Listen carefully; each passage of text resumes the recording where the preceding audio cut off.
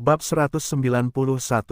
Nama, Kaisar Dewa Kuno. Penulis, Sendao Gaoshou. Plus mematikan mengatur ulang. Saya tidak tahu apakah mereka memiliki banyak barang bagus, tetapi tampaknya mereka berdua adalah praktisi biasa, jadi mereka seharusnya memiliki sedikit barang bagus. Selama percakapan, Liu Yu langsung menghancurkan dunia kecil masing-masing dan mulai mencari indera ketuhanan. Liu Yu menyadari bahwa tebakannya salah. Dia benar-benar membuat kesalahan besar. Tidak hanya ada banyak barang di dunia kecil mereka, tetapi juga sesuatu yang menurut Liu Yu bagus. Jumlah total barang kedua pria itu hampir 2 juta. Sayangnya, barang-barang ini tidak dapat dilihat, karena kedua orang ini berani membunuh orang dan membakar untuk merampok.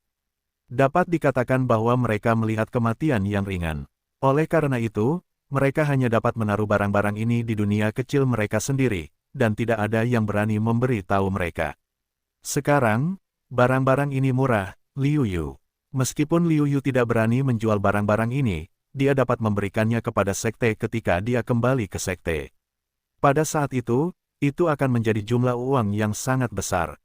Sebenarnya, orang-orang yang melakukan segala macam kejahatan ini juga sangat kaya. Mereka seharusnya jauh lebih kaya daripada beberapa orang jenius sekte. Lagi pula, banyak orang ganas merampok tidak hanya satu murid sekte, tetapi juga sejumlah besar uang. Mungkin ada baiknya aku merampok para penjahat itu. Liu Yu berpikir dalam hati. Namun, orang-orang jahat ini umumnya sangat licik, dan mereka tidak tahu siapa penjahatnya. Mungkin kita bisa pergi ke kamar dagang dunia. Liu Yu berkata dalam hatinya. Kamar dagang dunia, kekuatan di seluruh dunia, dapat dikatakan bahwa dunia dipenuhi dengan eyeliner, berita secara alami cerdas. Karena kamar dagang di dunia begitu besar, ada banyak orang cerdas. Beberapa orang menyarankan bahwa kamar dagang dapat menjual semua jenis informasi, industri yang tidak berwujud, untuk meningkatkan keuntungan kamar dagang. Dengan keputusan itu, Liu Yu tidak ragu untuk berjalan menuju kota. Kali ini, Liu Yu mengamatinya dengan saksama dan menemukan bahwa kamar dagang di dunia berada tepat di seberang paviliun Tianxiang. Dia tidak menemukannya, dia benar-benar linglung. Liu Yu pergi ke pintu, tetapi menemukan bahwa penjaga toko Xiang Lou keluar hari itu, ditemani oleh seorang gadis cantik, tetapi tampaknya status gadis itu sangat tinggi, hanya kultivasi teratas Wuling, penjaga toko itu sangat menghormatinya. Penjaga toko, kita benar-benar ditakdirkan. Kita bertemu lagi begitu cepat. Liu Yu berkata sambil tersenyum. Penjaga toko itu terkejut. Meskipun dia tidak memperhatikan berita Liu Yu, kamar dagang di dunia secara alami akan sedikit memperhatikan semua jenis intelijen sebagai komoditas yang dijual. Alasan dia terkejut adalah karena dia tahu bahwa yang pergi mencari Liu Yu bukan hanya mereka yang jago bela diri, melainkan juga kedua Sanxi Wuzong. Liu Yu kini aman dan sehat. Si penjaga toko tidak dapat menahan diri untuk menebak apakah Liu Yu benar-benar mengalahkan lawannya atau hanya beruntung. Tepat sebelum kedua Wuzong itu tiba, dia datang ke kota dan lolos dari perampokan. Secara komparatif, Liu Yu lebih percaya pada yang terakhir karena ada kesenjangan besar antara Wuzong dan Wuling. Sangat sulit untuk menjadi tak terkalahkan. Hampir mustahil untuk menang. Terlebih lagi, kedua Wuzong itu bertarung melawan Liu Yu bersama-sama. Melihat keterkejutan di mata si penjaga toko, gadis di belakang si penjaga toko tidak dapat menahan rasa ingin tahu dan bertanya, Yan Bo, siapa dia? Melihat pertanyaan gadis itu, si penjaga toko berkata dengan hormat, Nona, dia adalah Liu Yu yang akhir-akhir ini tersebar luas dan membuat banyak masalah di kota. Ketika Liu Yu mendengar perkenalan ini, dia tidak tahu apakah harus menangis atau tertawa. Dia seharusnya bangga atau malu. Apakah kamu Liu Yu? Aku pernah mendengar tentangmu. Mata gadis itu berbinar dan berkata kepada Liu Yu. Benarkah? Aku tidak menyangka aku akan setenar ini. Seluruh dunia tahu bagaimana perasaanku. Liu Yu menjawab, tetapi mata gadis itu sangat mirip dengan mata Yu Nyao sehingga dia menyimpan rahasia buruk di dalam hatinya. Benar saja, gadis itu tampak tidak asing dan berkata, namaku Namong Yanran. Aku direktur cabang kamar dagang dunia. Ketika aku bertemu denganmu untuk pertama kalinya, tolong beri aku lebih banyak nasihat. Meskipun dia sudah menduga bahwa asal-usul gadis itu tidak kecil, Liu Yu masih terkejut bahwa dia bisa menjadi presiden cabang kamar dagang dunia di kota besar dengan usia mahkota yang lemah dan kultivasi yang begitu lemah. Apa artinya ini? Itu menunjukkan bahwa pihak lain tidak hanya digunakan untuk menggambarkan kepala, tetapi juga memiliki dukungan besar di markas besar kamar dagang di dunia. Dan lihatlah penampilan gadis itu, jelas yang disebut pendukung itu seharusnya adalah kakek atau ayahnya. Liu Yu tidak ingin memprovokasi pendatang besar seperti itu. Karena itu, setelah menganggukkan kepalanya dengan lemah, Liu Yu tidak banyak bicara, tetapi berjalan menuju kamar dagang dunia. Melihat ini, gadis itu bahkan menyerah untuk pergi, tetapi mengikuti Liu Yu ke kamar dagang di dunia, berkata dengan berani, "Apa yang ingin kamu beli? Aku akan memberimu diskon setengah harga." "Tidak, Nona." Penjaga toko itu terkejut, tetapi dia tahu bahwa Liu Yu memiliki kekayaan puluhan juta.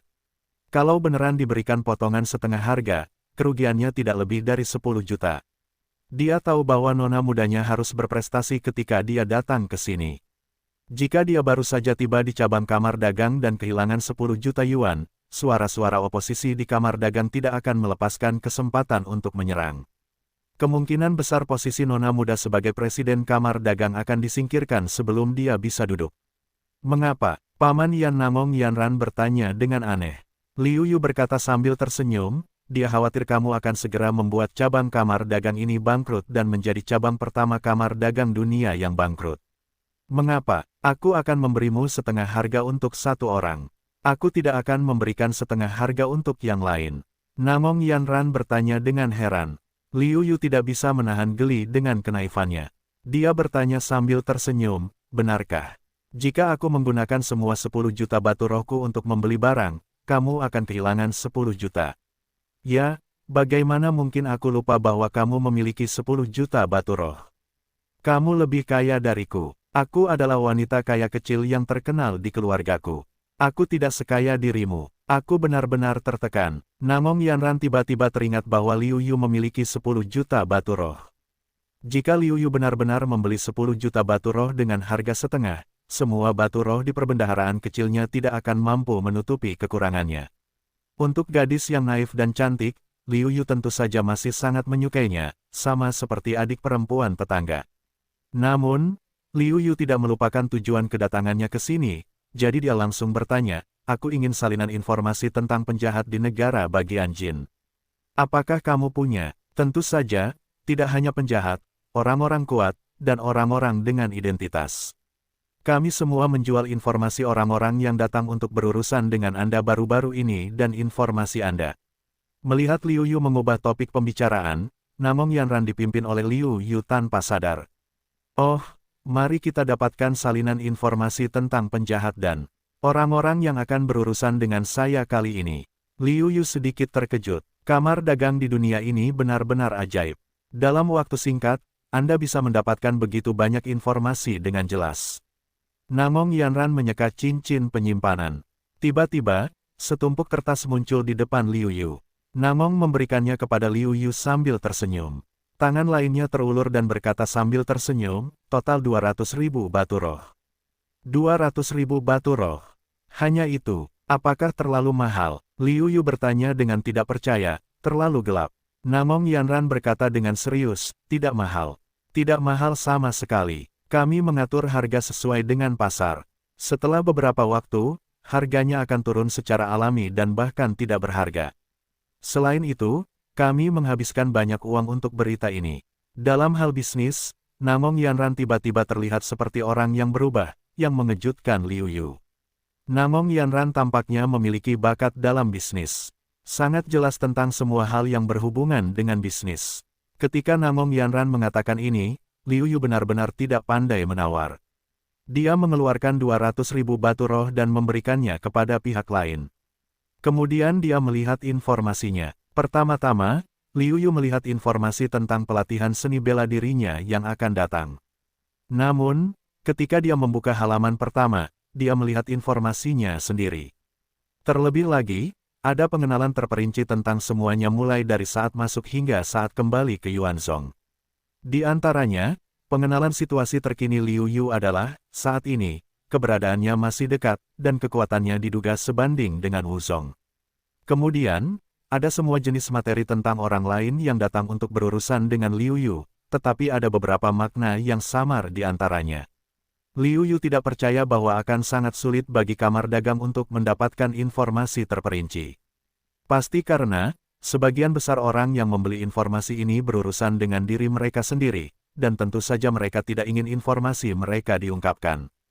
Potret Liu Yu hanya demi mencatat detail potret Liu Yu, hanya demi menggambarkan detail potret Liu Yu. Namun, informasi ini sudah cukup bagi Liu Yu. Setelah membacanya, Liu Yu berkata sambil tersenyum, kamar dagang Anda benar-benar dapat berbisnis. Anda harus mempertimbangkan semuanya. Namong Yanran dan manajer Tian Xianglou secara alami memahami arti kata-kata Liu Yu, tetapi mereka malu. Liu Yu tidak peduli, tetapi melihat peta penjahat. Peta penjahat ini jauh lebih rinci. Tidak hanya potret wajah mereka yang jelas, tetapi juga catatan tentang semua jenis perbuatan jahat yang telah mereka lakukan. Beberapa dari mereka bahkan melakukan hal-hal jahat, sehingga Liu Yu memiliki semacam perasaan untuk segera menyingkirkannya dan kemudian dengan cepat merasakannya, dapat melihat betapa bencinya. Orang-orang ini memiliki prestasi yang kuat dan lemah. Namun, mereka yang dapat masuk dalam daftar penjahat secara alami adalah yang terlemah. Hanya mereka yang berada di atas Wuling yang memiliki harapan, dan mereka adalah penjahat terakhir. Yang kuat bahkan lebih kuat. Ada beberapa orang kuat yang dianggap sebagai penjahat. Salah satunya disebut Candao, dan dia bahkan membuat pembantaian kota. Dibandingkan dengan desa Tianchan di tempat Liu Yu bertemu dengan dua orang, itu sama sekali tidak berarti. Konon pada saat itu, penjahat itu langsung memancing kemarahan masyarakat karena pembantaian kota itu, dan banyak orang kuat datang untuk mengejar dan membunuh pedang yang tersisa. Akan tetapi, dengan kekuatannya yang dahsyat, Candao membunuh beberapa pangeran bela diri, yang membuatnya terkenal. Mereka semua lolos dari kejaran para pangeran bela diri yang kuat. Oleh karena itu, dalam kasus ketidakberdayaan Raja Wu dan orang kuat Raja Wu, yaitu Raja Kerajaan Jin, dia masih bebas. Katalog penjahat ini penuh dengan penjahat yang masih bebas. Liu Yu diam-diam memutuskan bahwa dia tidak akan pernah bersikap lunak ketika bertemu dengan para penjahat ini. Melihat Liu Yu menatap peta penjahat dengan sangat serius, penjaga toko berkata, "Adik kecil, kamu juga ingin memburu penjahat di peta penjahat, bukan? Ini juga normal. Sebagian besar murid sekte dengan bakat luar biasa menganggap membunuh orang-orang di peta penjahat sebagai kemuliaan tertinggi." Oh, apakah ada yang seperti itu? Liu Yu sedikit terkejut. Dia benar-benar tidak tahu hal-hal ini sama sekali. Namong Yanran menjelaskan, para penjahat pada peta penjahat diberi peringkat kedua, dan metode pemeringkatan tidak hanya didasarkan pada kekuatan kultivasi, tetapi juga pada ukuran dan tingkat kejahatan. Dapat dikatakan bahwa daftar penjahat itu berlawanan dengan daftar Qianlong. Hanya ada dua daftar, satu berubah dari waktu ke waktu, dan yang lainnya berubah setiap 3 tahun. Para penjahat juga bangga dengan bakat mereka dalam membunuh daftar Qianlong. Daftar Qianlong, mata Liu Yu sedikit berkedip. Dia ingat bahwa ketika dia pertama kali mendengar nama daftar itu, dia mendengarnya dari Ning Yijian, kakak laki-laki Gu Yuanzong. Pada saat itu, tujuan akhir dari kakak laki-laki, yang sangat mempesona di matanya sendiri, adalah Qianlong. Hari ini, Liu Yu juga memahami betapa pentingnya daftar Qianlong. Ini bukan hanya masalah bertemu dengan Tuhan, tetapi juga mendapatkan pahala yang melimpah dari Tuhan. Ini juga terkait dengan pencapaian masa depan seseorang dan perjuangan untuk keberuntungan. Meskipun gerakan Qi bersifat ilusi, telah terbukti bahwa itu memang ada. Hanya ada dua alasan untuk membuktikan keberadaan Qi Yun. Salah satunya adalah bahwa pada daftar Qianlong, klan dengan murid-murid di daftar tersebut tampaknya disukai oleh surga. Kekuatan dan potensi para murid akan meningkat secara tak terduga. Lembah Zamrud dan Paviliun Qingchen adalah contoh terbaik. Adapun poin lainnya, kita dapat melihat dan merasakan manfaat nyata. Yaitu, jika ada sekte peringkat, auranya akan meningkat secara tak terduga. Selain itu, semakin tinggi peringkat yang ditentukan menurut peringkat murid sekte tersebut, semakin kuat auranya. Selain itu, ketika seorang murid gagal, aura sekte tersebut juga akan menurun. Semua keuntungan ini cukup untuk membuat sekte manapun menjadi gila. Tidak mengherankan bahwa setiap jenderal sekte sangat memperhatikan daftar Qianlong. Tujuan melatih murid adalah untuk mendapatkan tempat di daftar Qianlong. Liu Yu, tentu saja, juga ingin berada di daftar Qianlong. Jika dia berhasil, sekte Liu Yun tidak hanya akan mendapatkan keuntungan besar, tetapi juga Gu Yuanzong, sekte pertama yang dia ikuti, mungkin akan menjadi sekte kelas 2, ketika dia mendapatkan apa yang diinginkannya, Liu Yu memilih untuk langsung pergi. Sebaliknya, Namong Yanran tidak ingin meninggalkan Liu Yu. Dia memiliki kebaikan yang tidak dapat dijelaskan untuk Liu Yu. Dia pasti akan memberi Liu Yu diskon jika dia punya waktu untuk kembali. Liu Yu mengangguk sambil tersenyum, tetapi dia tidak keberatan. Dia merasa bahwa dia benar-benar perlu memiliki hubungan yang baik dengan kamar dagang di dunia. Karena ketika Liu Yu sedang berlatih putaran kedua dari rumus sihir 9 putaran, ketika dia meminta sekte untuk menemukan bahan-bahannya, dia mengalami beberapa kesulitan dalam mengumpulkan bahan-bahan tersebut. Dia mencoba yang terbaik untuk menyatukannya. Pada putaran ketiga dan bahkan keempat, jumlah dan nilai bahan-bahan yang dibutuhkan meningkat secara geometris. Saya khawatir selain keluarga kerajaan, hanya kamar dagang Tianxia, yang memiliki kekuasaan di seluruh dunia bawah utara, yang mungkin. Liu Yu pergi dengan profil tinggi, dan tidak menyembunyikan jejaknya. Tiba-tiba, keberadaan Liu Yu menyebar ke seluruh jalan, dan banyak orang datang untuk mendengar angin. Namun, kekuatan Liu Yu sudah cukup kuat untuk membunuh 2 penjahat yang tidak kecil namanya tetapi berada di Tian Candi. Liu Yu tampaknya telah diperlakukan sebagai seorang wuzong, tetapi bukan wuzong biasa. Kota ini bukanlah tempat untuk tinggal dalam waktu lama. Kota ini adalah tempat yang damai. Kecuali untuk tempat tinggal pribadi, ini adalah suasana yang damai. Yang dibutuhkan Liu Yu sekarang adalah pembunuhan dan penempaan tanpa akhir. Setelah tinggal di sini untuk waktu yang lama, Liu Yu khawatir dia akan kehilangan keberanian dan ketekunannya. Begitu mereka meninggalkan kota, banyak orang mengikuti. Sebagian besar dari mereka adalah penonton, tetapi beberapa ingin memanfaatkan kesempatan untuk memancing di perairan yang bermasalah. Tidak peduli apapun jenis pikirannya, saat ini, itu adalah untuk mengikuti langkah Liu Yu. Liu Yu berdiri tepat di puncak depresi gunung, berhenti dan menatap kerumunan dengan tenang. Dia ingin tahu siapa yang tidak dapat menahan diri untuk bertarung terlebih dahulu. Biarkan aku, Ni Yuan, melihat berat badanmu. Jika kamu kalah, berikan aku semua batu roh pada dirimu. Akhirnya, seseorang tidak dapat menahan diri untuk tidak berdiri dan melihat pakaiannya. Dia adalah murid sekte, tetapi dia bukan salah satu dari 5 sekte utama. Saya khawatir usianya yang sebenarnya adalah 50 atau 60 tahun, tetapi kultivasinya adalah kelas 2 wuzong. Jelas, dia hanya dapat dianggap sebagai adik dari sekte kelas 2. Melihat ini, Liu Yu bertanya, jika saya kalah, saya harus memberikan semua batu roh kepada Anda. Bagaimana jika saya menang? Menang. Bagaimana mungkin kesenjangan antara Wuzong dan Wuling begitu besar sehingga Anda dapat mengalahkan saya? Jika Anda dapat mengalahkan saya tidak hanya akan memberikan semua hal yang saya miliki, tetapi juga akan memberikan hidup saya kepada Anda. Ni Yuan berkata sambil mencibir. Petik 2, itulah yang Anda katakan. Jangan menyesalinya. Liu Yu tersenyum acuh tak acuh. Nak, aku akan membiarkanmu merasakan kekuatan Wuzong, dan membuatmu tahu perbedaan antara Wuzong dan Wuling. Ni Yuan berteriak bangga, dan langsung memproyeksikan dunia kecil itu keluar, membentuk penindasan pada Liu Yu. Penindasan ini tidak berguna bagi alam yang setingkat, dan dapat diimbangi oleh kekuatan dunia kecil yang sama. Namun, itu adalah rintangan yang kuat bagi Wuling, yang juga merupakan alasan penting mengapa Wuling sulit untuk menantang Wuzong. Jika ingin mengalahkan Wuzong, kamu harus melawan kekuatan dunia kecil. Kecuali jika kekuatan, keterampilan bela diri, dan gongfa dominan, sulit untuk berhasil. Sayangnya, Ni Yuan salah menilai kekuatan Liu Yu yang sebenarnya. Tubuh Liu Yu dapat dengan mudah menahan penindasan dari apa yang disebut dunia kecil. Bagaimana? Ni Yuan terkejut karena Liu Yu tidak merasakan penindasan dari dunia kecilnya. Meskipun sedikit terkejut, tetapi Ni Yuan masih sangat percaya diri dengan kekuatannya sendiri, melakukan serangan pendahuluan pada Liu Yu. Meskipun masih ada kesenjangan besar antara sekte kelas 2 dan sekte besar, bagaimanapun juga itu adalah Wuzong, dan ada beberapa keterampilan seni bela diri misterius di sekte tersebut. Saat ini, yang digunakan Ni Yuan adalah seni bela diri tingkat Xuan, dan gerakannya sangat ganas. Jika dia satu orang, dia pasti lebih kuat daripada salah satu dari mereka.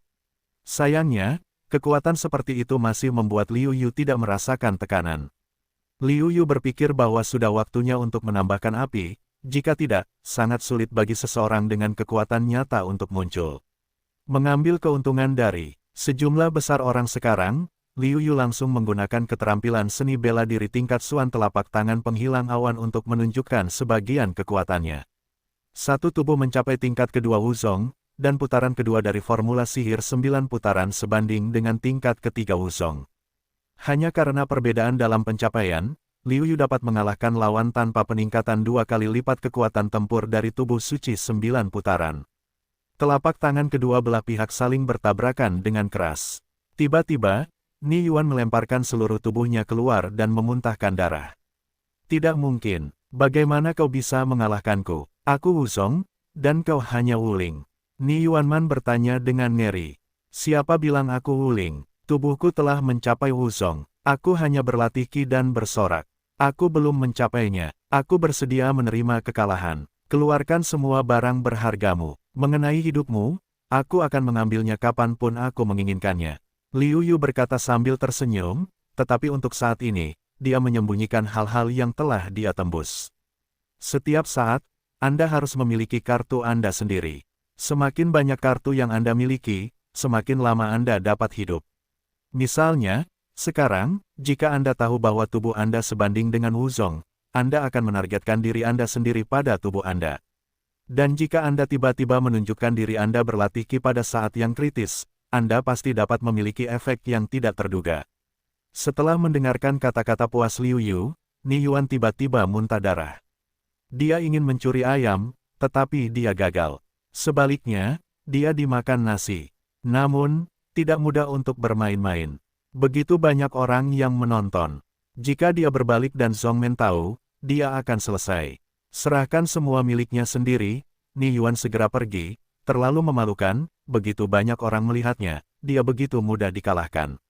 Terlebih lagi, hidupnya sekarang adalah milik Liu Yu. Dia telah memutuskan untuk bersembunyi ketika dia melihat Liu Yu. Jika tidak, jika Liu Yu benar-benar menginginkan hidupnya suatu hari nanti, dia benar-benar tidak dapat melunasi utangnya. Saya katakan, terakhir kali begitu banyak Wuling pergi mencari Liu Yu, mereka dikalahkan. Kemudian, 2 Wuzong dari Tian Candi pergi ke sana secara langsung dan menghilang tanpa jejak. Dikatakan bahwa mereka mungkin telah terbunuh. Sekarang kekuatan Liu Yu menunjukkan bahwa Tian Candi benar-benar dapat membuat kejatuhan besar di sini. Ya, saya tidak menyangka bahwa Liu Yu begitu kuat sehingga tubuhnya menembus Wuzong. Saya tidak tahu keterampilan binaraga seperti apa yang dia latih. Dia berlatih begitu cepat. Tiba-tiba, beberapa orang mulai membicarakannya, dan mereka mulai iri dengan keterampilan binaraga Liu Yu. Hadirin sekalian, saya tahu keterampilan binaraga Liu Yu. Saya bisa menjual satu kepada Anda. Oh, benarkah? Berapa banyak batu roh? Banyak orang mengambil stok. Berapa banyak batu roh yang Anda miliki di tangan Anda? Bisakah Anda membeli satu untuk berlatih? Pria yang mengaku memiliki kemampuan tubuh seperti Liu Yu itu berkata dengan penuh semangat, tidak mahal. Kamu hanya perlu membeli 300.000 batu roh, dan hampir semua toko besar menjualnya. Apa kau bercanda? Jika Liu Yu berlatih barang-barang jalanan yang bisa dilihat di mana-mana, mungkin itu sangat hebat. Tiba-tiba, 9 dari 10 orang berkata mereka tidak percaya.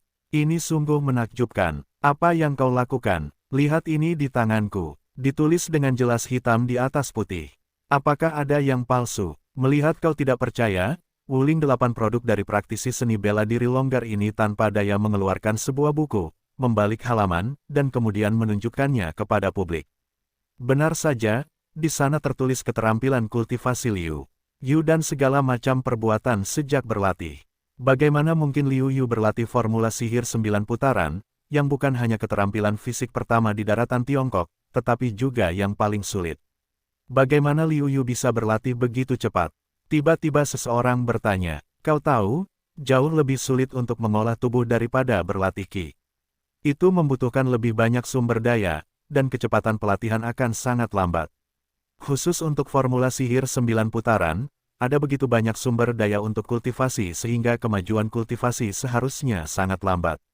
Bahkan jika Anda memegang batu roh, memurnikan pil tubuh, dan ramuan sebagai makanan, Anda tidak dapat memakannya.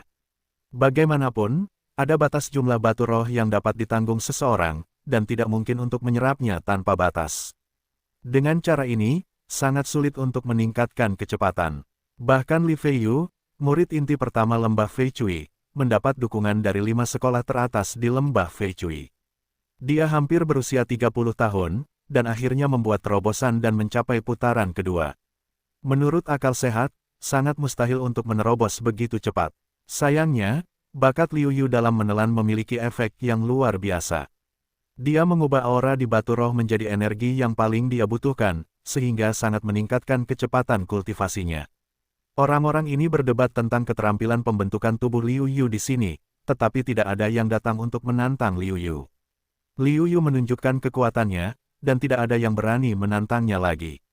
Lagi pula, karena Liu Yu telah berkultivasi ke tingkat kedua, kekuatannya 2 kali lipat dari kekuatan tubuh suci Zhou Xuan, yang benar-benar sebanding dengan kekuatan Wuzong tingkat ketiga atau lebih tinggi.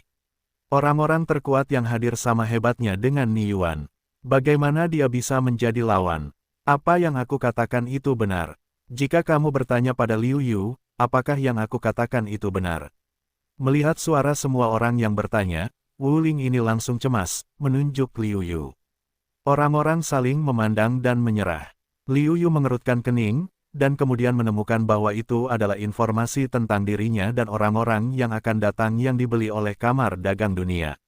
Karena aku telah membuat rencana yang bagus untuk berteman dengan Kamar Dagang Dunia, tampaknya baik untuk memulai dari sekarang. Liu Yu langsung berkata kepada orang yang berdebat, apa yang dia katakan benar. Yang benar-benar aku latih adalah jurus sihir 9 putaran. Kemudian dia menutup matanya dan berhenti bicara. Itu benar, terjadi kegemparan. Pada saat ini, San Xiu dari Wuling Bapin langsung menjadi bangga lagi dan berkata, tidak hanya berita tentang Liu Yu, tetapi juga berita tentang orang-orang yang datang untuk berurusan dengan Liu Yu. Dengan cara ini, kita bisa tahu siapa yang akan datang lebih dulu dan menunggu di sini. Oh, bagus sekali. Aku akan membelinya di tempat yang kubeli. Tiba-tiba seseorang tidak dapat menahannya. Di Kamar Dagang Dunia, 100.000 batu. Wu Ling menjawab dengan bersemangat. Sial, harganya mahal sekali. Tidak mahal. Lagi pula, jika kau membelinya, kau bisa tahu sebelumnya siapa yang datang kali ini. Batu roh ini layak untuk dibelanjakan. Meskipun banyak orang mengatakan itu mahal, tetapi lubuk hati saya sudah bertekad untuk membeli satu pandangan. Meskipun ada ratusan ribu batu roh, setidaknya semua orang yang hadir adalah roh bela diri, dan 100.000 batu roh tidak dapat mengalahkan mereka. Di bawah gunung, yang tua dan yang muda melihat orang-orang yang sedang berbicara. Itu adalah manajer gedung Tianxiang, dan gadis muda itu adalah Namong Yanran. Saat ini, wajah penjaga toko berkata dengan kagum, Nona, metode Anda benar-benar bagus. Anda baru saja memberikan kultivasi yang tersebar dari 100.000 keping batu roh ini, dan kemudian mengirim buku bergambar tentang Liu Yu kepadanya, tetapi itu dapat memberi kita aliran batu roh yang terus-menerus. Namong berseri-seri sambil tersenyum, dan kemudian berkata, tidak mungkin. Banyak orang tahu bahwa kamar dagang kita menjual berita, tetapi mereka tidak tahu bahwa kita telah secara khusus membuat peta tentang Liu Yu. Bagaimana kita bisa melakukannya tanpa publisitas? Saya harus berterima kasih kepada Liu Yu untuk itu. Jika itu bukan kata-katanya, aku khawatir akan lebih sulit bagi kita untuk mempercayainya. Penjaga toko itu juga mengangguk. Meskipun Liu Yu hanya kalimat pendek, dia menggandakan kredibilitas wacana Wuling seperti itu. Liu Yu menunggu seharian penuh, tetapi tidak ada yang harus menunggu. Akhirnya, dia kembali ke kota dengan suasana hati yang tertekan. Liu Yu tidak ingin tidur di alam liar. Ketika dia datang ke penginapan, dia meminta kamar atas. Liu Yu langsung beristirahat. Di tengah malam, Liu Yu mendengar suara itu dan bangun. Dia melihat sosok melambaikan tangan pada dirinya sendiri di depan jendela. Liu Yu berani, dan dia tidak takut akan konspirasi apapun, jadi dia langsung menindaklanjutinya. Kedua pria itu datang ke atap penginapan dan berdiri berhadapan. Liu Yu menatap lelaki tua itu dan menebak tentang pendatang itu berdasarkan pakaiannya. Apakah kamu Tan Kui, murid sejati Sekte Feixing? Liu Yu bertanya langsung. Tan Kui sedikit terkejut. Dia selalu berpikir bahwa tindakan Liu Yu meninggalkan tempat rahasia dinasti Ming benar-benar tidak bijaksana. Dia mengeluarkan semua barang yang dia dapatkan di tempat rahasia itu. Dia adalah orang yang sangat impulsif yang melakukan sesuatu tanpa berpikir. Namun, sekarang Liu Yu langsung menyebutkan namanya. Jelas, dia lebih siap daripada impulsif. Tan Kui sedikit penasaran dengan apa yang dilakukan Liu Yu. Ya, saya Tan Kui. Saya tidak menyangka bahwa saudara Liu Yu dapat mengenali saya sekilas. Itu benar-benar menyanjung saya. Dia tidak menyangkal identitasnya, kata Tan Kui sambil tersenyum tipis. Apakah kamu di sini untuk menantangku juga? Kamu benar-benar dapat memilih waktu, sangat terlambat, tetapi juga menantangku. Apakah kamu benar-benar yakin dapat mengalahkanku, jadi tidak sabar? Atau apakah kamu takut kehilangan muka jika kalah dariku di depan umum, jadi kamu datang untuk menantangku di tengah malam?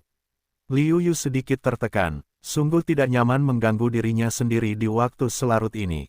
Tan Kui menggelengkan kepalanya dan berkata, tidak satu pun dari mereka. Aku datang kepadamu dengan penuh semangat, bukan karena aku yakin aku bisa mengalahkanmu. Bagaimanapun, kultivasiku hanyalah tingkat kedua dari Wusong. Masih ada sedikit celah antara aku dan kamu yang berlatih formula sihir 9 putaran. Mengenai rasa takut kehilangan muka padamu, aku hanya ingin tahu seperti apa orang sepertimu. Oh, ini adalah orang pertama yang mengakui bahwa dia mungkin bukan lawannya di awal, dan dia tidak di sini untuk menantang dirinya sendiri. Liu Yu tidak bisa tidak bertanya-tanya mengapa. Tan Kui meletakkan tangannya di belakangnya dan berkata, aku bukan hanya murid sejati Sekte Feixing, tetapi juga murid dari pemimpin sekte. Oh, Liu Yu masih tidak mengerti kuncinya. Melihat ini, Tan Kui menjelaskan, meskipun hubungan antara Sekte Bintang Terbang kami dan Sekte Liu Yunmu tidak terlalu baik karena alasan sejarah, guruku dan pemimpin serta tetua Sekte Liu Yunmu adalah teman baik. Karena itu, aku ingin melihat kekuatanmu. Setelah mendengarkan penjelasan Tan Kui, Liu Yu tiba-tiba teringat bahwa ketika dia memasuki tempat rahasia Mingli, pemimpin Sekte Bintang Terbang dan tetua itu tampak sangat akrab. Liu Yu mempercayai kata-kata Tan Kui, namun, ini membuat Liu Yu lebih tertekan dan berkata, dalam hal ini, tidak lebih baik bagimu untuk kembali besok.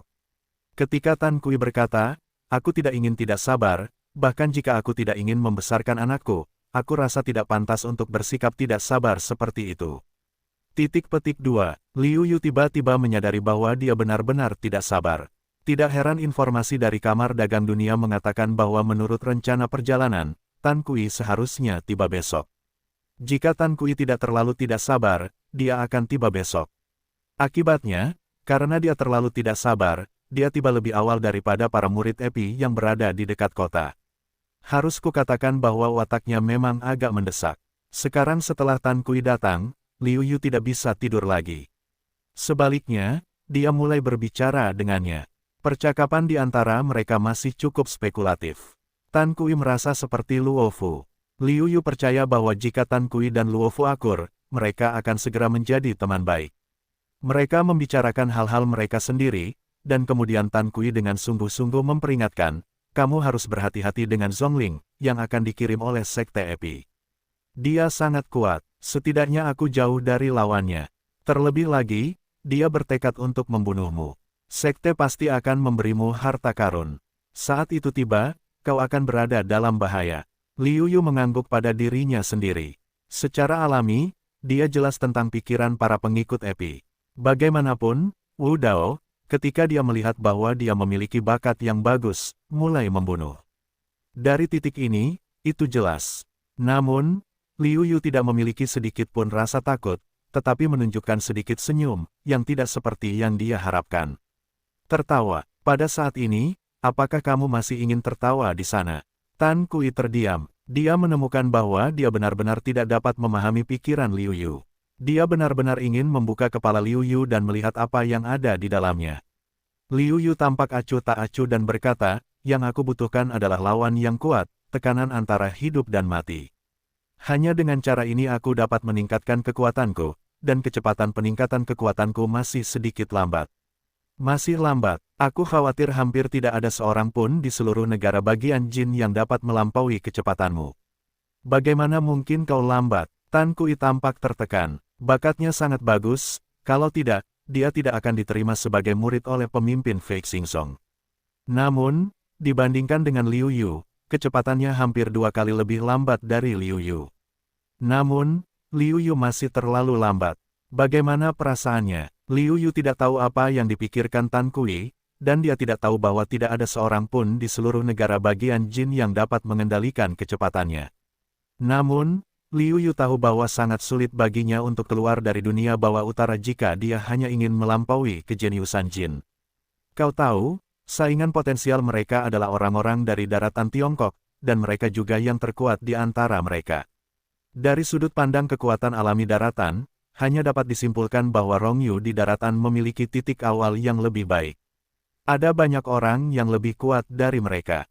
Bagaimanapun, keterampilan, seni bela diri, dan senjata pihak lain pasti lebih baik daripada dunia bawah utara. Liu Yu tahu bahwa satu-satunya hal yang dapat diharapkannya untuk memiliki keuntungan, atau tidak untuk ditahan, adalah formula sihir 9 putaran sebagai metode pemurnian tubuh pertama di daratan dan warisan dari ahli pedang yang telah diperolehnya. Hanya dua hal ini, dan bakat mereka sendiri dalam menelan, adalah modal yang dapat mereka gunakan untuk bersaing dengan yang kuat di daratan Cina. Tentu saja, Liu Yu tidak dapat dengan mudah mengatakan hal-hal ini, tetapi dia tertawa. Yang dapat dianggap sebagai hal yang lewat. Tan Kui juga terpukul keras oleh kata-kata Liu Yu. Secara alami, dia lebih enggan untuk mengatakan lebih banyak tentang hal itu. Sebaliknya, dia berkata, ini hanya kontes denganmu. Tidak ada artinya. Lagi pula, jika kamu ingin mendapatkan batu rohmu, kamu harus bisa mengalahkanmu dan memiliki kemampuan untuk membunuhmu. Orang seperti itu setidaknya harus memiliki 6 atau 7 seni bela diri. Lagi pula, kamu berlatih 9 mengubah formula sihir adalah orang yang kuat. Sangat sulit untuk mengalahkannya. Bahkan lebih sulit untuk membunuhnya. Petik 2. Liu Yu tidak banyak berpikir pada awalnya. Sekarang mendengarkan Tan Kui, itu benar. Kekuatan yang kamu tunjukkan cukup kuat, dan itu adalah latihan fisik yang sulit, yang tidak diragukan lagi akan membuat banyak orang mundur. Lagi pula, terlalu sulit untuk bunuh diri. Kesombongan para murid ini umumnya meremehkan lebih banyak daripada lebih sedikit, jadi lebih sulit untuk membunuh Liu Yu. Meskipun mereka yang memperbaiki secara longgar suka bertahan dalam kelompok, kekuatan mereka tidak terlalu kuat, dan mereka tidak perlu mengkhawatirkannya. Dengan cara ini, bukankah rencanamu akan gagal? Ini tidak bisa dilakukan. Liu Yu tidak ingin kehilangan kesempatan yang diperoleh dengan susah payah. Ketika batu rohnya benar-benar terbuang sia-sia, siapa yang akan bunuh diri? Bahkan jika Liu Yuping sangat tenang di siang hari, dia tidak dapat menahan diri untuk tidak panik saat ini, dan bertanya kepada Tan Kui tentang rencananya dengan tergesa-gesa. Tan Kui berpikir sejenak dan berkata, saya pikir sebaiknya kamu membuat arena tantangan dan menurunkan ambang batas. Selama kamu mengalahkan dirimu sendiri, kamu bisa mendapatkan kekayaanmu. Dengan cara ini, akan ada banyak orang yang datang. Kamu juga dapat bertarung dengan mereka dan mengasah mereka sepuasnya, dan kamu tidak perlu takut dikepung. Setelah mendengarkan kata-kata Tan Kui, mata Liu Yu pertama-tama menjadi cerah dan kemudian mengerutkan kening, yang tidak sesuai dengan niat awalnya. Selain bertarung dengan orang lain dan mengasah dirinya sendiri, dia ingin mengumpulkan uang. Bagaimanapun, dia tahu bahwa dia adalah konsumen besar batu roh. Dia membutuhkan banyak batu roh, baik untuk meningkatkan kekuatan fisiknya maupun untuk berlatih kultivasi Qi. Ketika dia membutuhkan batu roh, tidak mudah untuk menemukan sejumlah besar batu roh untuk kultivasinya. Tan Kui yang merasa bangga karena telah memikirkan ide yang luar biasa ini, melihat Liu Yu mengerutkan kening. Ia tercengang dan bertanya, ada apa? Apa yang salah dengan pendekatanku? Liu Yu menjawab, metode ini bagus, tetapi tidak bagus, yaitu, aku telah memperoleh sedikit keuntungan, lebih baik kalah seperti ini dan langsung merebut barang milik pihak lain. Ya, menurutku itu tidak cukup baik. Tolong biarkan aku memikirkan bagaimana menyempurnakan ideku. Tan Kui mendengarkan kata-kata Liu Yu, tetapi juga menahan harga dirinya dan mulai berpikir. Melihat ini, Liu Yu tidak mengganggunya. Malah, saat ini, ia merasa khawatir. 1/4 jam kemudian, Tan Kui tiba-tiba berkata, haha, aku mendapatkannya. Aku punya ide yang luar biasa. Oh, ada apa? Liu Yu bertanya dengan penuh semangat. Tan Kui duduk dan berkata perlahan, karena kamu ingin mendapatkan kekayaan dari mereka yang bersaing denganmu, kamu dapat mengubah aturannya. Yaitu, jika pihak lain memberikan 100.000 batu roh, kamu dapat memenangkan jutaan batu roh. Di bawah selisih 10 kali ini, harus ada orang yang berani. Gagasan untuk mendapatkan batu roh juga telah terwujud. Mata Liu Yu berbinar dan dia bertepuk tangan dan berkata, ide bagus, ini ide yang bagus.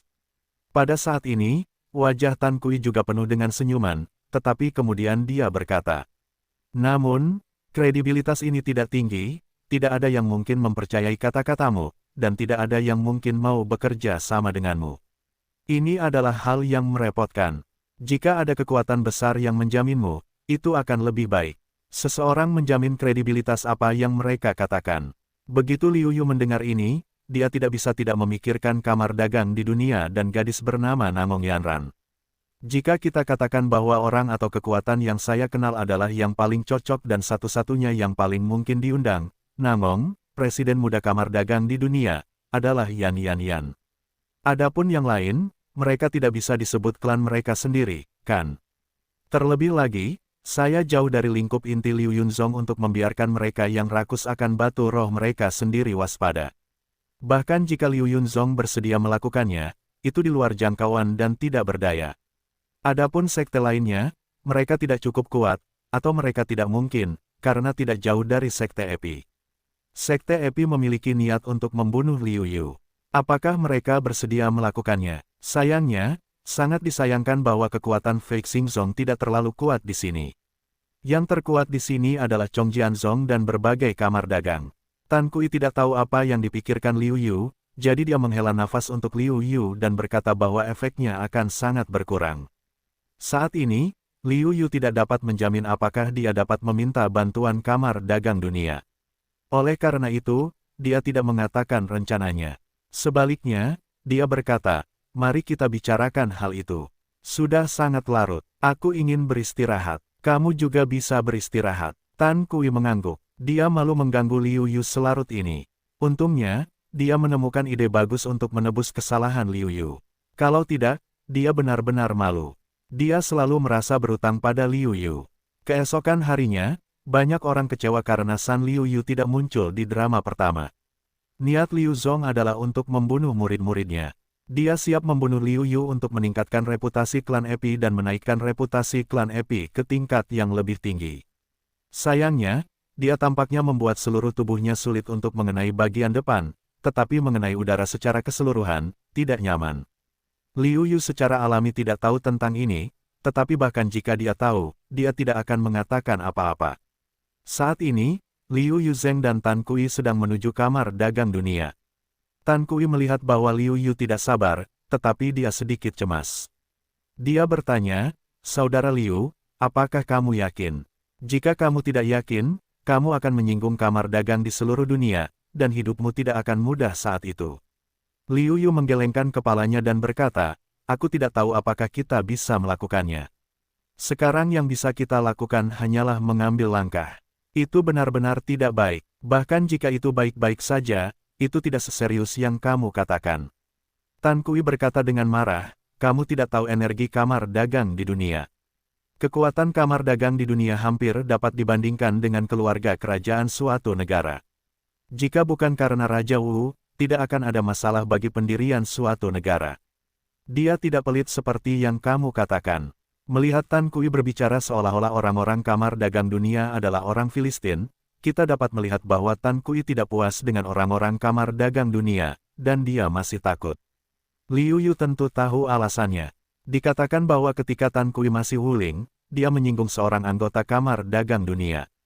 Akibatnya, apapun yang dia beli di luar, dia diblokir dan tidak ada orang lain yang mau menjual kepadanya. Ini membuatnya membenci kamar dagang dunia dan sedikit takut. Segera, mereka datang ke kamar dagang dunia.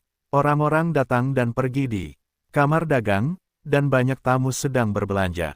Di antara mereka, album tentang Liu Yu dan orang-orang yang datang untuk berurusan dengan Liu Yu adalah yang paling populer.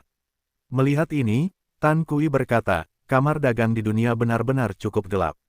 Setelah memilah beberapa berita, kita membutuhkan 100.000 batu roh, yang lebih menguntungkan daripada perampokan.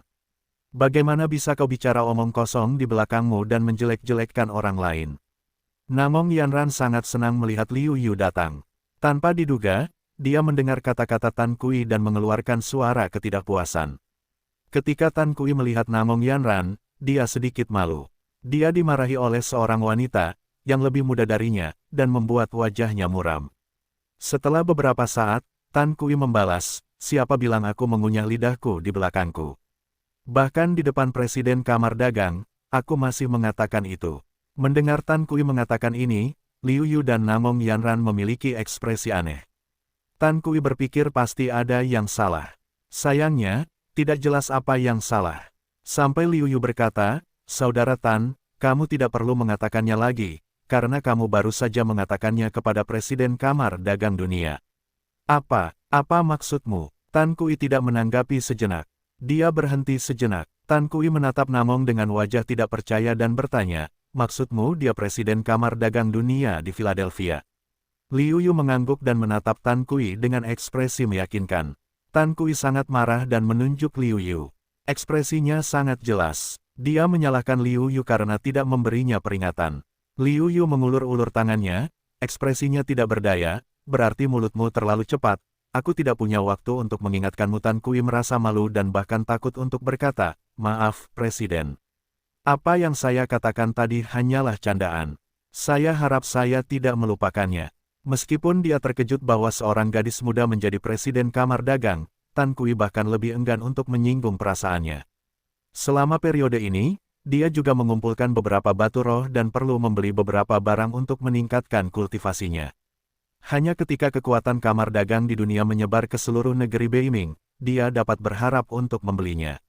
Dia tidak ingin menyinggung orang-orang Kamar Dagang lagi, dan niatnya untuk membeli barang-barang akan dibatalkan. Lupakan saja, suasana hati saya sedang baik hari ini. Saya terlalu malas untuk mengganggu Anda. Jika ada waktu lain, itu tidak perlu. Namong Yanran melambaikan tangannya, lalu menatap Liu Yu dan berkata dengan gembira, Liu Yu, kamu di sini.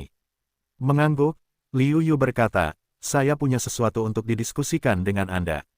Saya tidak tahu apakah Anda mau. Ya, tentu saja tidak. Namong Yanran mengangguk. Ayo kita pergi ke Gedung Tianxiang. Gedung Tianxiang berada di sisi yang berlawanan, yang paling cocok untuk berdiskusi. Tentu saja, Liu Yu berencana untuk pergi ke Gedung Tianxiang bersamanya. Lagi pula, ada banyak orang di Kamar Dagang di dunia dan mereka berisik. Kedua pria itu datang ke Gedung Tianxiang dan duduk. Tak lama kemudian, penjaga toko datang sendiri. Dia khawatir nona mudanya akan melakukan sesuatu yang akan disesali orang. Kedua belah pihak duduk, Liu Yu akan mengatakan rencananya, dan kemudian tidak berbicara, menunggu Namong Yanran berpikir, membuat keputusan. Namong Yanran masih berpikir, penjaga toko Gedung Tianxiang tidak dapat menahan diri untuk berkata, Nona, itu tidak baik. Sebaliknya, itu akan menyinggung banyak kekuatan. Ini bertentangan dengan sikap netral Kamar Dagang kita. Itu benar-benar tidak cocok. Namong Yanran tenggelam dalam pikirannya, tetapi Tan Kui tidak dapat menahan diri untuk tidak berkata, Hei, orang tua, nona mudamu belum berbicara. Kamu ada di sana untuk membantu orang membuat keputusan. Apa yang ingin kamu lakukan? Liu Yu segera menarik Tan Kui. Orang ini selalu berpikiran terbuka. Tidak heran dia tidak punya ide menyinggung orang lain. Liu Yu merasa bahwa dia seharusnya tidak terlalu dekat dengan Tan Kui. Kalau tidak, dia akan menderita bencana ikan kolam. Benar saja, Namong Yanran mengerutkan kening ketika dia mendengar kata-kata Tan Kui. Yan Bo telah melihatnya tumbuh sejak dia masih kecil, dan dia sangat mencintainya. Dalam 2 tahun ini juga Yan Bo telah dikirim ke luar negeri dan jarang bertemu. Namun, dia juga memperlakukan Yan Bo sebagai saudara. Sebaliknya, Yan Bo merasa bahwa tuan dan pelayannya berbeda. Dia selalu menganggap dirinya sebagai budak tua, yang membuatnya merasa sedikit tidak senang. Sekarang setelah Tan Kui mengatakan ini, hal itu membuatnya semakin tidak bahagia. Ketika Tan Kui melihat kerutan di dahi Namong Yanran, hatinya berdebar kencang. Dia berkata bahwa ini belum berakhir. Jika gadis ini tidak mau membantu Liu Yu karena alasannya sendiri, ini sudah berakhir. Saat itu, Liu Yu tidak bisa membenci dirinya sendiri. Liu Yu juga harus berdiri dan berbicara untuk Tan Kui saat ini. Liu Yu berkata, Nona Namong, jangan tawar-menawar dengannya. Dia juga sedang terburu-buru dan akan mengatakan hal-hal seperti itu. Ketika Namong Yanran mendengar Liu Yu berbicara untuk Tan Kui, dia mengernyitkan alisnya, mengangguk, lalu berkata dengan nada sedikit bercanda, "Jangan khawatir, sebagai pengusaha yang berkualifikasi, saya tidak akan memengaruhi penilaian pro dan kontra bisnis saya karena emosi pribadi saya." Melihat ini, Liu Yu juga merasa lega, lalu bertanya, "Bagaimana menurutmu?" "Tentu saja, saya mendukungmu tanpa syarat," kata Namong sambil tersenyum. "Tidak, Nona." Penjaga toko itu tidak bisa menahan diri untuk tidak berdiri lagi. Namong Yanran melambaikan tangannya dan berkata dengan serius, "Yanbo, aku membuat rencana seperti itu, bukan karena aku begitu impulsif, tetapi karena aku telah memikirkan cara untuk menghasilkan uang bagi kita, dan aku yakin kita akan menghasilkan banyak uang." Petik 2. Tetapi itu sedikit berisiko. Bagaimanapun, kita mungkin menyinggung beberapa sekte. Penjaga toko itu masih berpikir bahwa dia seharusnya tidak setuju. Namong Yanran berkata, "Yanbo, kamu juga harus tahu bahwa tidak hanya suara ayahku di keluarga, tetapi juga lebih dari satu pesaing. Jika aku mengambil jalan yang normal, aku tidak akan memiliki keuntungan apapun. Terlebih lagi, aku masih seorang putri." Ketika berbicara tentang menjadi seorang putri, Namong Yanran tidak dapat menahan diri untuk tidak mendesah. Dia lahir di keluarga besar. Meskipun dia berpakaian bagus, dia juga memiliki masalah. Orang tuanya masih anak-anak, berharap untuk mewarisi bisnis keluarga. Namun, karena dia seorang putri, itu tidak terlalu sulit. Keheningan manajer, tentu saja, dia jelas tentang hal-hal ini. Dia menentang tindakan Namong Yanran, dan tentu saja dia khawatir akan ketahuan oleh sepupu lainnya. Namong Yanran melanjutkan, "Hanya ketika aku memiliki lebih banyak kelebihan daripada mereka, aku dapat berharap untuk bersaing dengan mereka dan bersaing untuk posisi presiden." Liu Yu segera menghormatinya. Pada saat yang sama, dia juga mengerti bahwa Namong Yanran tidak benar-benar kekanak-kanakan. Di sisi lain, dia adalah wanita yang kuat. "Nona Namong, jika Anda bisa mendapatkan saya di masa depan, saya akan mencoba yang terbaik untuk membantu." Liu Yu berkata dengan sungguh-sungguh. Namong mengangguk sambil tersenyum dan berkata, "Pertama kali aku melihatmu, aku merasa bahwa kamu memiliki semacam perasaan yang membuatku baik dan membiarkanku secara tidak sadar melepaskan kepolosanku yang seperti anak kecil. Di masa damai, aku sangat serius." Penjaga toko di satu sisi juga mengangguk. Karena dia berada di keluarga, dia mengalami banyak intrik, yang membuat Namong Yanran sangat dewasa sebelum waktunya, wajahnya serius. Dia selalu sangat serius, kecuali di depan orang tuanya dan teman masa kecilnya. Terlebih lagi, Namong Yanran benar-benar memiliki bakat untuk berbisnis, bukan hanya karena dia memiliki pendukung. Hal ini dapat dilihat dari penjualan atlas, yang bertujuan untuk mempromosikan 100.000 batu roh. Mendengar Namong Yanran, Liu Yu tidak dapat menahan perasaan sedikit aneh, tetapi dia tidak terlalu memikirkannya, hanya tersenyum kecil. Setelah tertawa, Namong Yanran berkata, "Saudara Liu Yu, karena Anda ingin kamar dagang kami membantu kami juga berharap Anda dapat berjanji kepada kami bahwa kami akan menjalankan urusan di luar arena tantangan. Artinya, Anda hanya bertanggung jawab untuk melawan tantangan, dan batu roh yang Anda menangkan adalah milik Anda, dan Anda tidak perlu khawatir tentang sisanya. Tentu saja, saya tidak tahu apa-apa tentang bisnis. Anda dapat mengerti jika Anda ingin menghasilkan uang. Jika saya datang, saya khawatir saya tidak tahu apa yang harus saya lakukan." Liu Yu dengan mudah menerima bahwa dia memiliki sakit kepala yang besar tentang kegiatan sosial. Dia tidak ingin membuang-buang waktu latihannya. Melihat Liu Yu menyetujui permintaannya, Namong Yanran juga menunjukkan sedikit senyum dan berkata, "Saya berharap kita bekerja sama dengan baik." "Selamat bekerja sama." Setelah makan malam, setelah Liu Yu dan Tan Kui meninggalkan gedung Tianxiang, penjaga toko bertanya, "Nona, karena Anda telah setuju untuk turun, saya tidak akan membujuk Anda lagi, tetapi apa yang harus kita lakukan sekarang?" "Saya sudah memikirkannya. Pertama-tama, kita perlu membangun momentum." Wajah Namong Yanran cerah. Jelas, dia sudah memikirkan rencana keseluruhan. "Membangun momentum, sama seperti terakhir kali, bisakah Anda membantu kami mempublikasikannya?" Penjaga toko itu tertegun dan segera bertanya. Sambil menggelengkan kepalanya, Namong berkata sambil tersenyum, "Mencari beberapa latihan gratis, hanya momentum kecil.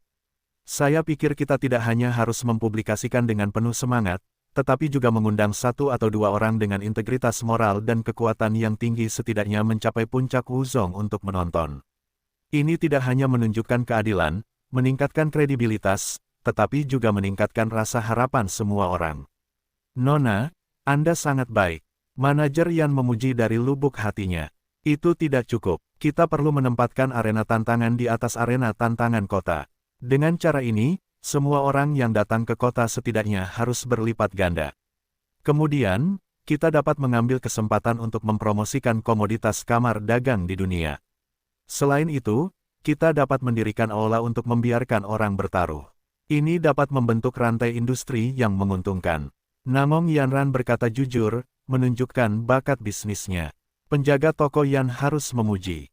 Sebelumnya, dia mengira Namong Yanran setuju dengan mudah, itu terlalu tergesa-gesa. Namun sekarang, tampaknya Namong Yanran memang sengaja. Batu roh yang dapat menggerakkan semua aspek ini pasti akan menjadi angka astronomi. Layak membayar sejumlah harga untuk batu roh bunga putih ini. Jadi mereka mulai sibuk dengan hal-hal ini. Keluar dari gedung Tianxiang, Tan Kui tidak bisa menahan rasa bingung. Dia berkata, baiklah, saya baru beberapa hari di sini, dan saya memiliki hubungan yang baik dengan Presiden Distribusi Kamar Dagang Dunia. Jika saya memiliki kemampuan seperti Anda, saya tidak akan begitu tertekan pada awalnya. Liu Yu tertawa, mengetahui bahwa Tan Kui sedang bercanda, jadi dia berkata, saya tidak melakukan apapun. Pihak lain ingin berteman dengan saya. Wah, nasib wanita sangat baik, tetapi saya dengar Anda sudah memiliki keluarga.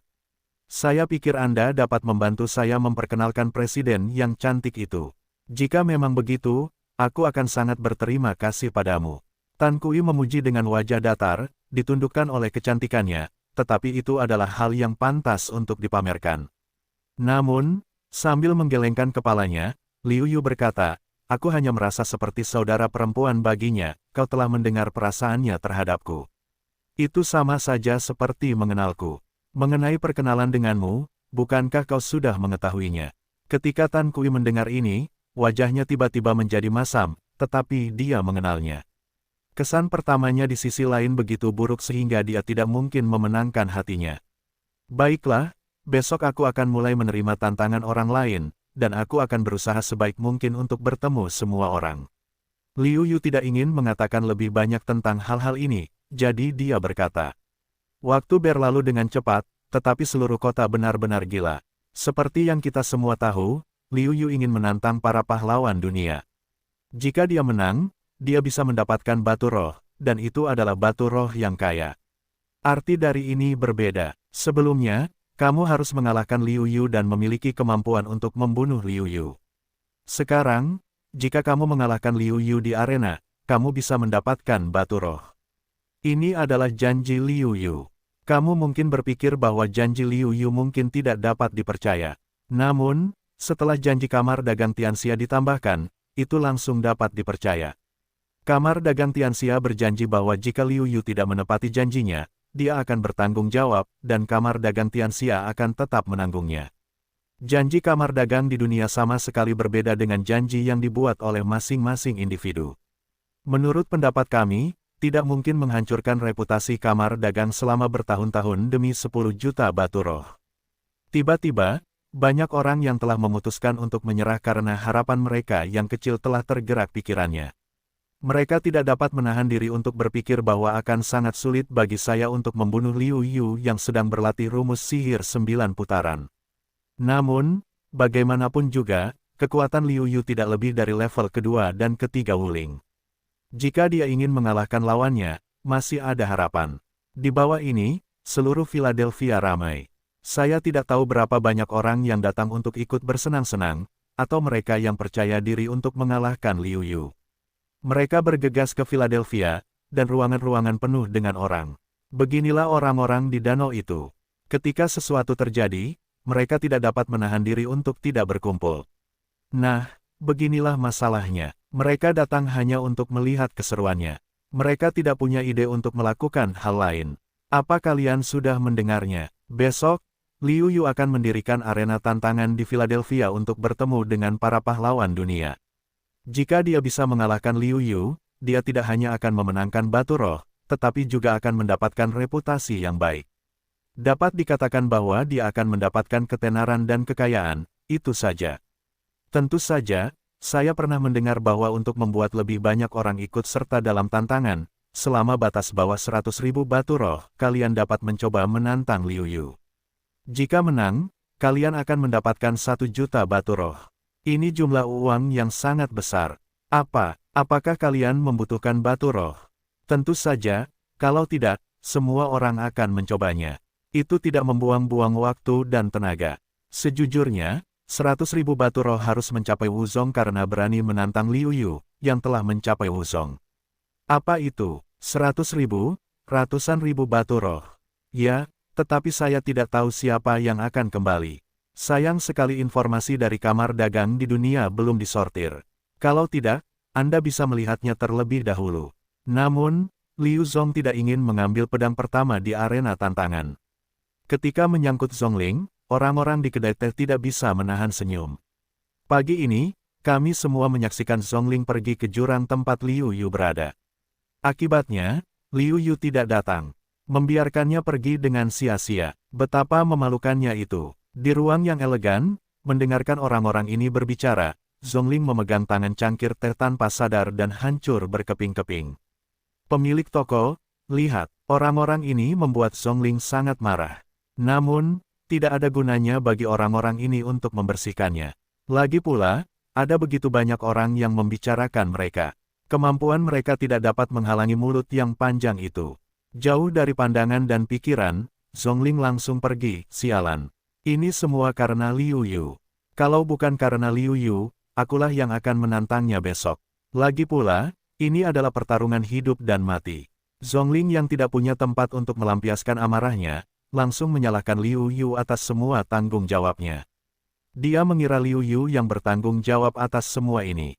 Dia memutuskan untuk membunuh Liu Yu saat menyiapkan arena tantangan besok. Liu Yu, yang dipimpin oleh Namong Yanran dan manajer Yan dari Gedung Tianxiang, datang ke tempat duduk di atas arena tantangan. Lihat, Liu Yu datang. Siapa wanita yang bersamanya? Ketika banyak orang melihat kedatangan Liu Yu, mata mereka tiba-tiba berbinar. Ketika mereka menemukan wanita di samping Liu Yu dan manajer Yan, gadis-gadis yang dikenal manajer Yan tidak bertemu. Mereka penasaran dan bertanya, itu adalah Presiden Kamar Dagang Dunia di Philadelphia, dan dia memiliki banyak kekuasaan di tangannya. Tidak ada seorang pun di Philadelphia yang dapat dibandingkan dengannya kecuali klan Epi. Karena Namong Yanran belum menjadi kamar dagang di dunia selama beberapa hari, orang-orang yang mengetahui berita ini segera membicarakan tentang asal-usul Namong Yanran. Tiba-tiba, terdengar teriakan kaget. Terlintas dalam pikiranku bahwa ketika aku masih sangat muda, aku akan menjadi presiden kamar dagang. Mungkin saja aku akan memiliki dukungan yang kuat di kamar dagang dunia. Tiba-tiba, orang-orang mengangkat status seorang gadis, mengangkatnya lagi. Liu Yu duduk di meja dan kursi atas, sementara Namong Yanran berdiri di arena tantangan dan berkata, hadirin sekalian, ketika kalian datang hari ini, aku yakin kalian telah memahami aturannya. Aku tidak akan berkata lebih banyak lagi. Aku harap kalian dapat maju dan mencoba keterampilan kalian. Kami akan merekamnya untuk kalian tonton. Pada saat itu, kamu akan memiliki reputasi yang baik di dunia. Begitu dia mengatakan ini, seseorang segera bergerak. Bahkan jika dia tidak bisa mengalahkan Liu Yu, dia bisa menunjukkan keahliannya dan meningkatkan ketenaran dan statusnya di Jianghu. Itu juga merupakan godaan yang besar. Aku akan memberikan 100.000 batu roh untuk dicoba. Baru saja, salah satu orang pertama yang melompat turun dari arena tantangan adalah orang yang tidak bisa menahan diri untuk jatuh ke udara. Oh, siapa? Mengapa begitu penuh kebencian? Tiba-tiba, pria Wuling Jiupin memarahi dengan getir. Tetapi ketika dia melihat pengunjung itu, dia langsung menutup mulutnya. Karena pembawanya adalah Zhongling, seorang murid sekte Epi, yang ada di atlas yang dibelinya, tetapi jelas tercatat bahwa dia tidak mampu menyinggung pria besar ini. Dia hanya bisa menelan depresinya, tetapi dia tidak berani memiliki sedikit pun ide balas dendam. Aku di sini bukan untuk menantangmu, aku di sini untuk membunuhmu. Begitu dia muncul, Zhongling penuh dengan semangat membunuh. Dan jelas dia bertekad untuk membunuh Liu Yu. Namong Yanran dengan cepat berdiri dan berkata, dilarang membuat kehidupan orang di kota. Tidak sama jika kamu dalam situasi hidup dan mati. Jika kamu punya nyali, kamu bisa bertarung denganku. Zhongling membaca gerakan di dalam hatinya, sebuah sutra muncul di tangannya, lalu melemparkannya ke arah Liu Yu. Hidup dan mati adalah takdir surga. Namong Yanran terkejut. Tanpa diduga, Zhongling membunuh Liu Yu lebih cepat dari yang tertulis dalam data yang terkumpul. Dia menandatangani surat kematian lebih awal. Bagaimana, beraninya kamu? Jika tidak, katakan saja aku pengecut 3 kali, dan aku akan mengampunimu untuk sementara waktu. Zonglingman menghina, dan Liu Yu sama sekali tidak ada di matanya. Namong Yanran juga melihat Liu Yu. Dari sudut pandang seorang pengusaha, dia tentu berharap Liu Yu bisa setuju. Lagi pula, jika dia tidak setuju, itu akan merusak reputasinya. Namun, dari sudut pandang pribadi, dia berharap Liu Yu tidak akan setuju. Itu terlalu berbahaya. Mata semua orang terfokus pada Liu Yu, dan mereka penasaran. Keputusan seperti apa yang akan diambil Liu Yu? Apakah itu penolakan pengecut atau persetujuan langsung? Liu Yu berkata sambil tersenyum, tentu saja, alasan mengapa saya mendirikan arena tantangan di sini adalah untuk bertarung dengan kalian para pahlawan muda. Namun, Sekte Epi Anda adalah pengecualian. Pada awalnya, Wu Dao Sekte Epi Anda mengalahkan niat pedang saya. Hari ini mungkin saya dapat mengenakan bunga. Jika suatu hari aku bertemu Wu Dao, aku bisa bertarung dengannya. Pupil mata Zhongling tiba-tiba mengecil. Ia teringat saat Wu Dao kembali dari Liu Yunzong, ia menyebut Liu Yu, mengatakan bahwa ia telah menghapuskan bakat Liu Yunzong. Liu Yunzong tidak memiliki siapapun yang dapat dibandingkan dengan generasi muda pedang Epi. Saat itu, Zhongling bertanya dengan hati-hati apa yang sedang terjadi. Akan tetapi, ia tahu bahwa Wu Dao menekan niat pedang Liu Yu, yang membuat Liu Yu tidak lagi berharap untuk memahami niat pedang sebelum ia mencapai Wuzong. Zhongling berpikir bahwa mereka tidak mungkin orang yang sama, tetapi nama mereka sama. Tanpa diduga, mereka adalah orang yang sama. Akan tetapi saat ini, Liu Yu tidak lagi berusaha memamerkan kekuatannya dengan pedangnya, tetapi menghancurkan lawannya dengan tubuhnya yang kuat, yang membuat Zhongling takut pada Liu Yu dan semakin membunuhnya. Fakta bahwa Liu Yu mampu membuat prestasi besar dalam aspek lain setelah Wu Dao menekan ide pedang menunjukkan bahwa Liu Yu pasti dapat menjadi semakin berani dan kuat dalam menghadapi kesulitan. Ini bukanlah yang ingin dia lihat, apalagi yang ingin dilihat Epi. Liu Yu secara alami dapat merasakan niat membunuhnya, tetapi ada banyak kecemburuan dalam niat membunuh ini. Kedua belah pihak berdiri di arena tantangan. Mereka saling bersungguh-sungguh. Zhongling Xiu adalah kelas 3 Wuzong, dan dia adalah kelas 3 Wuzong yang benar-benar mampu bertarung melampaui level. Kekuatan Liu Yu secara alami layak mendapatkan perhatian Liu Yu. Tentu saja, Liu Yu semakin gembira dalam hatinya. Zhongling sudah berada di sini selama sehari dan mendengar banyak diskusi tentang Liu Yu. Tentu saja, dia tahu bahwa kultivasi Liu Yu dalam formula sihir 9 putaran telah mencapai putaran kedua, dan prestasinya benar-benar sebanding dengan Wuzong. Dengan beberapa keterampilan seni bela diri, itu benar-benar sulit untuk diatasi. Selain itu, mengetahui bahwa Liu Yu adalah murid dalam sekte Liu Yun yang telah bersinar cemerlang dan membuat murid dalam sekolah Epi tidak dapat mengangkat kepala mereka, dia tidak bisa tenang. Dalam waktu yang singkat, dia melompati murid inti dan menjadi murid sejati. Kecepatannya memalukan. Ayo pergi. Meskipun hatinya tidak sabar untuk membunuh Liu Yu, tetapi reputasi Zhongmen membuatnya tidak ingin kembali untuk menggertak yang kecil, tetapi juga mendahului nama buruk. Naga bertarung di alam liar. Karena pihak lain rendah hati, Liu Yu tidak akan sopan, dia perlu memaksa seluruh kekuatan tubuh Zhongling keluar. Meskipun Zhongling tidak memurnikan tubuhnya, nutrisi dari dunia kecil membuat tubuh fisiknya sangat kuat. Saat itu, Liu Yu memiliki banyak keuntungan hanya dengan bertarung dengan Liu Yu. Pada saat Zhongling menyentuh tinju Liu Yu, dia tahu bahwa dia tidak dapat dibandingkan dengan Liu Yu. Dia tidak ragu untuk mengepalkan tinjunya dan mundur. Oleh karena itu, meskipun dia tampak dipukul mundur oleh Liu Yu, dia sebenarnya benar-benar menghilangkan kekuatannya dan tidak terluka sama sekali seketika. Zhongling tidak mundur, tetapi maju. Dia mengambil inisiatif untuk melancarkan serangan. Zhongling mempraktikkan serangkaian teknik tinju yang mendominasi, yang tajam dan terbuka serta tertutup, dengan semacam kecenderungan umum di mana dia sepenuhnya menekan orang lain. Bangga bertarung melawan 8 orang yang tandus. Liu Yu tidak menunjukkan kelemahan apapun. Dia menggunakan gerakannya sendiri untuk bertarung melawan 8 orang yang sia-sia. Momentumnya berlawanan dengan dirinya, dan dia tidak menyerah. Dalam sekejap mata, kedua pria itu bertarung satu sama lain selama ratusan gerakan, dan keduanya mendapat banyak pukulan dari satu sama lain. Liu Yu mengandalkan ketahanan fisiknya yang kuat, tetapi kekuatan fisik Zhongling sedikit lemah. Dia merasa tidak tahan untuk menahan terlalu banyak serangan. Dia memindahkan Zhen Yuan ke seluruh tubuhnya dan segera meningkatkan pertahanannya. Kekuatan serangan Liu Yu sedikit lemah. Melihat bahwa Liu Yu tidak dapat melakukan apapun, Zhongling memiliki pedang panjang di tangannya, yang hanyalah alat roh yang lebih rendah. Liu Yu sama sekali tidak terkejut dengan ini. 9 dari 10 orang di klan Epi berlatih ilmu pedang. Liu Yu tidak percaya bahwa klan Ling ini adalah salah satu dari 10 orang itu.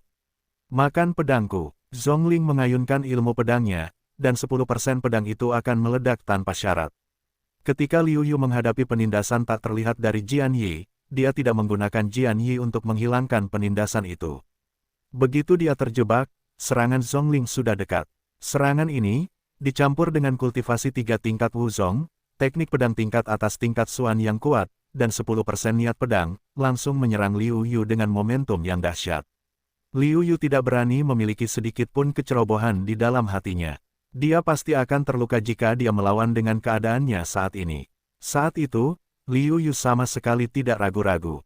Formula sihir 9 putaran berhasil, dan cahaya emas dan hitam muncul di sekujur tubuhnya untuk membangun pertahanan mutlak terhadap serangan Zhongling. Bentuk tubuh Liu Yu tenggelam dalam pedang yang tak berujung. Tidak ada yang tahu bagaimana keadaan Liu Yu sekarang. Namun, tak lama kemudian, dengan suara gemuruh, muncullah sosok di balik pedang itu. Mengandalkan kekuatan fisiknya, Liu Yu menahan serangan kuat Zhongling dan kemudian melancarkan serangan balik. Melihat ini, sosok Zhongling tampak sangat halus. Dia mundur dengan gila-gilaan dan menghindari serangan itu. Kemudian dia mendekat lagi untuk menyerang Liu Yu. Pada hari kerja, Liu Yu merasa bahwa pedang itu kuat dan mudah digunakan. Saat ini, Liu Yu merasakan apa artinya diikat. Sulit untuk merasa bahwa dia hanya bisa dipukul secara pasif dan tidak bisa memukul pihak lain sama sekali. Jika Anda tidak menggunakan tubuh suci 9 putaran, untuk menggandakan kekuatan bertarung Anda, Liu Yu tahu bahwa kamu tidak bisa menjadi lawan Zhongling. Pada saat itu, Liu Yu tidak ragu-ragu. Tubuh suci 9 putaran itu diaktifkan, dan kekuatan pertahanan fisik serta kekuatan serangannya berlipat ganda. Ini adalah pertama kalinya sejak Liu Yu menerobos. Kekuatan tubuhnya dan perasaan yang kuat memenuhi seluruh tubuhnya. Serangan Zhongling jauh lebih lemah di mata Liu Yu. Telapak tangan Paiyun. Telapak tangan tingkat Xuan dari telapak tangan Paiyun sepenuhnya berubah menjadi telapak tangan angin yang kuat di tangan Liu Yu. Kekuatan kekerasan menyembur keluar dan meraung dengan ganas ke arah Zhongling. Bang-bang, tubuh Liu Yu hampir mencapai tingkat senjata roh yang lebih rendah. Senjata roh di tangan Zhongling dipukul oleh Liu Yu. Kecuali sedikit rasa sakit, tidak ada perasaan lain. Pertarungan antara kedua orang ini benar-benar mengerikan. Dapat dibandingkan dengan banyak orang kuat dari 5 atau 6 tingkat Wuzong. Setiap pedang Qi memberiku perasaan yang menggetarkan. Hanya satu roh pedang dapat membunuhku dalam hitungan detik. Seorang roh bela diri dari biksu tingkat 9 menghadapi ketakutan yang berkepanjangan, kekuatan dua orang terlalu kuat. Selain itu, seseorang membalas, Liu Yukai sangat kuat. Dia telah berlatih formula sihir 9 putaran. Tubuhnya kuat dan tak tertandingi. Dia telah menahan begitu banyak serangan oleh Zhongling dan tidak melukai kulitnya. Ini masih merupakan niat pedang untuk menahan kultivasi fisik. Jika tidak, kemenangan atau kekalahan dapat ditentukan. Amarah membakar langit. Setelah bermain begitu lama, meskipun tampaknya dia menyerang dengan ganas, hanya sedikit yang benar-benar mengenai Zhongling. Dan bahkan jika dia berhasil, dia terbebas dari kekuatannya berdasarkan kultivasinya yang mendalam. Ini tidak dapat membantu tetapi membuat Liu Yu sangat marah. Kemarahan membakar langit. Gerakan ini tidak dapat membantu tetapi digunakan.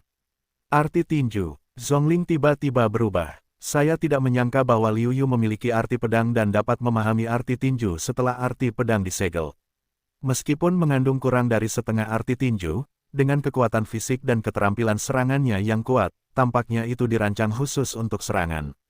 Itu kuat, mendominasi, dan kuat. Zhongling tidak berani ceroboh. Dia membangun dinding pedang di depannya. Kemudian dia membawa Zenyuan dan memasang perisai di tubuhnya. Dia sedikit lega, dan Liu Yu kali ini, tinjunya telah tiba. Tinju Liu Yu tampaknya membangkitkan sekelompok api, membawa kemarahan tanpa akhir menuju Zhongling untuk dihancurkan. Hampir tanpa halangan apapun, dinding pedang yang dibangun oleh Zhongling telah hancur. Tinju Liu Yu tidak berkurang, dan dia menghancurkan tubuh Zhongling. Di arena tantangan, ada lubang besar. Zhongling hancur parah ke tanah, dipenuhi asap, dan tidak mengenal hidup dan mati. Tak lama kemudian, sesosok tubuh melayang ke langit, melayang di udara, tetapi wajahnya jelek. Ia masih meremehkan kekuatan serangan Liu Yu, jadi ia tidak mengerahkan cukup kekuatan pertahanan. Kalau tidak, ia tidak akan terlihat malu. Liu Yu merasa kasihan melihat Zhongling hampir tidak terluka parah. Namun, meskipun ia merasa normal, ia adalah murid berbakat dari Sekte Dada. Jika begitu mudah untuk dihadapi, itu bukan Sekte Dada. Tanpa ragu-ragu, Liu Yu menyerang lagi, dan serangannya bahkan lebih ganas. Ia menghabiskan banyak waktu di tubuhnya dengan menjalankan tubuh suci 9 putaran. Setelah berlari untuk waktu yang lama, ia pasti akan menyebabkan luka tersembunyi di tubuhnya, yang tidak ingin ia lihat. Liu Yu berpikir bahwa tubuh suci 9 putaran seperti metode rahasia, yang dapat meningkatkan kekuatannya dalam waktu singkat, tetapi memiliki efek samping. Bahkan, Liu Yu berpikir bahwa metode rahasia yang diciptakan didasarkan pada fisik khusus ini. Tetapi efek sampingnya jauh lebih besar daripada yang memiliki konstitusi khusus, dan kekuatannya tidak sekuat konstitusi khusus. Ini pula yang menjadi alasan mengapa Liu Yu belum menemukan metode rahasia apapun untuk berlatih, karena tubuh suci 9 putaran merupakan metode rahasia yang terbaik bagi Liu Yu.